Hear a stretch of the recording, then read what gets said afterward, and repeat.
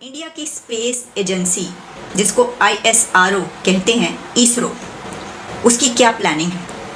वो इतनी ambitious planning है कि आप देखकर और सुनकर हैरान परेशान रह जाएंगे। पाकिस्तान आज सुपर पावर होता, अब इतने बरस हो गए, तकरीबन 46 बरस अगर एग्जैक्टली बात की जाए। खुद शहबाज शरीफ ने जैसे ही IMF की डील वहां से सिक्योर हुई, शहबाज शरीफ ने ईद के दिनों में हंगामी प्रेस कॉन्फ्रेंस की और कहा कि इंशाल्लाह ये आखिरी प्रोग्राम होगा पाकिस्तान का। इतना बड़ा झूठ बोला है पाकिस्तान के वज़ीर आज़म ने, माजरत के साथ, इतना बड़ा झूठ। लेकिन इससे भी जब हम आगे बढ़ते हैं तो एक और मिशन है और उसका नाम है आदित्य। और ये क्या है? सोलर ऑब्जर्वेटरी, यानी सूरज मिशन। ये सूरज का मिशन है और ये तकरीबन कहा जा रहा है कि कोई 15 लाख किलोमीटर दूर। आप सैटेलाइट तो भेजें, आपने सैटेलाइट भेजने की जगह टेररिस्ट भेजना शुरू कर दिया है। बाकी दुनिया जितना पैसा खर्च करती है उसके मुकाबले में इंडिया शायद उसके 1/3 खर्च कर रहा है, यानी अच्छी क्वालिटी भी मेंटेन कर रहा है और कम पैसों में। कल 5 जो पाकिस्तानी हैं वो इजराइल पहुंचे हुए थे, ठीक है जी, और वो इजराइल पहुंचे हुए थे और वो वहाँ जाके कहीं से नौकरी की तलाश में पहुंच गए। वहाँ पे बिलावल साहब ने आधी दुनिया घूम ली, अभी दोबारा वो आज अमेरिका चले गए, जापान से भी होके आ गए। जहां तक ये अभी मिलने वाले $3 अरब की बात है, तो ये तो सिर्फ आप समझे कि एक खला को कुछ देर के लिए पुर करने का इंतजाम है। ये कोई इनकलाब नहीं है, ये झूठ है। अब वो कैसे वहाँ पे इजराइल पहुंच गए? पाकिस्तान के तो पासपोर्ट के ऊपर तो आप इजराइल जा ही नहीं सकते। 2, 3, 4 साल जब हम देखते हैं तो हमारा हमसाया मुल्क रॉकेट की रफ्तार से ऊपर जाता हुआ नजर आ रहा है।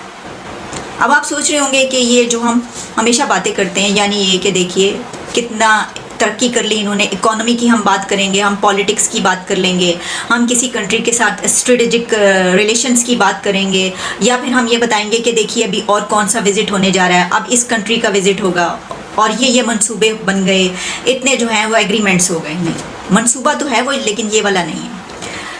अगले 2-3 साल में इंडिया की स्पेस एजेंसी जिसको ISRO कहते हैं, इसरो, उसकी क्या प्लानिंग है।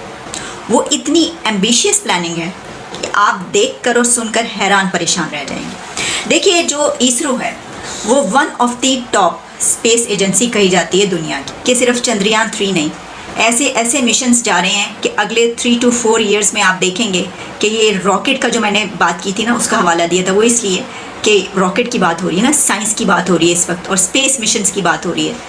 तो 2 ऐसे और मिशन हैं जो हम नेक्स्ट 2 to 3 ईयर्स में देखेंगे, स्पेस मिशंस जो कि इसरो के तहत ही जाएंगे। एक तो है जी नाविक। अब नाविक क्या है? नाविक है GPS सिस्टम इंडिया का। अब नाविक के लिए एक और सैटेलाइट भेजने की तैयारी हो रही है, नाविक इंडिया सैटेलाइट। लेकिन इससे भी जब हम आगे बढ़ते हैं तो एक और मिशन है और उसका नाम है आदित्य। और ये क्या है? सोलर ऑब्जर्वेटरी, यानी सूरज मिशन। ये सूरज का मिशन है और ये तकरीबन कहा जा रहा है कि कोई 15 लाख किलोमीटर दूर तक जो है ये भेजा जाएगा। अब ये जो सोलर ऑब्जर्वेटरी है, आदित्य नाम इसका रखा गया है, और ये इस सूरज की तमाम डिटेल्स जमा करके लाएगा। अब आप ये देखें कि ये हम अपने हमसाया कंट्री की बात कर रहे हैं। ये मैं कोई अमेरिका की, रशिया की या मैं किसी और मुल्क की बात नहीं कर रही हूँ, ये मैं बात कर रही हूँ इंडिया की। कहाँ पहुँच गए वो?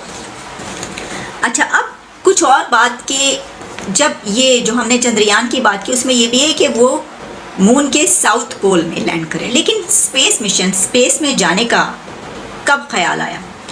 तो देखिए, इसका पहला ऐलान आपको पता है किसने किया था? 1955 में अमेरिका के प्रेसिडेंट जॉन F कैनेडी ने इसको ऐलान किया था। उन्होंने कहा था हम स्पेस में जा रहे हैं। जॉन F कैनेडी, जो कि उनके मुतालिक एक बहुत ही कमाल की फिल्म है, जो कि मेरी फेवरेट मूवी, मतलब one of the favourite movie है, बहुत ही मास्टरपीस मेरा ख्याल है वो बनाया उन्होंने, जॉन F कैनेडी के कत्ल पर।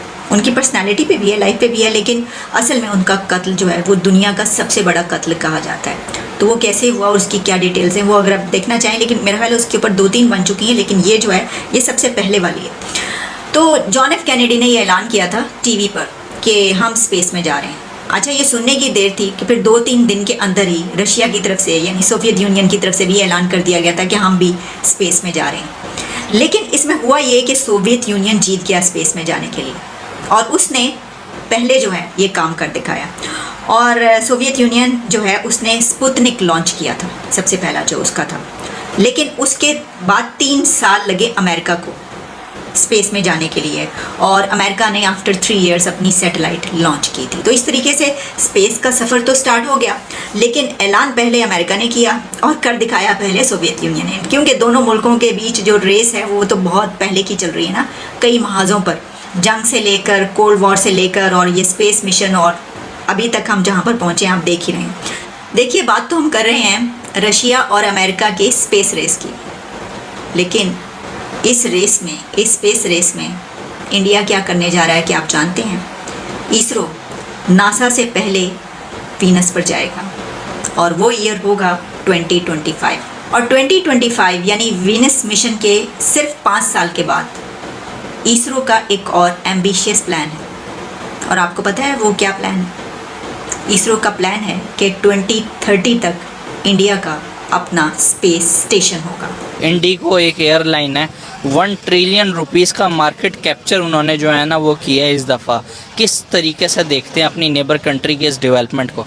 नहीं, वो तो डेवलप कर रहे हैं, क्योंकि पाकिस्तान जो मुसलमान अक्सरियत है ना इनकी, मुसलमानों की, तो ये यकमुश्त नहीं है, ये इत्तेफाक नहीं रखते। और ये जो बैरूनी क़ुव्वतें हैं ये मुसलमानों को तवानाई के बहरान से जो है ना वो नीचे गिराना चाहते हैं, तवानाई के। और वो भारत जो है वो तरक्की कर रहा है, ये तरक्की कर रहा है। हमारी जो एयरलाइन डूबती जा रही है, PI एयरलाइन, इनमें से जो भी कहते, अब खांचा ही रह गया PI का, बस PI का सिर्फ खांचा ही रह गया। इसमें बोगस भर्तियाँ भी की हुई हैं, कोई फैसिलिटीज़ नहीं है और कोई कुछ भी नहीं है इसमें। अब ये चाहते हैं कि बस इसको भी यानी कि ये ख़त्म ही हो जाए।